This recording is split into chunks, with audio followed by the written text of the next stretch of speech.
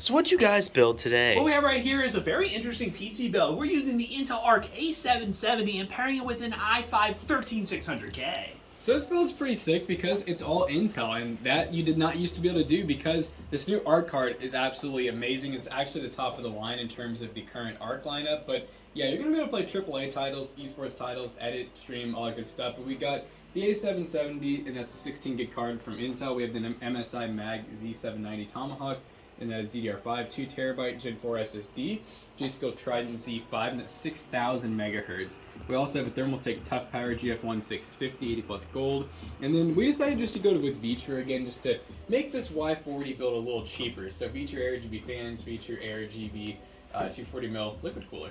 Yeah, Vitre. Love Vitre, especially in the Height Y40. Very nice case that looks like a fish tank. If you want to buy this PC, go over to PCBros.tech, use code ToastyBros2 and check out to save 2% on your next purchase.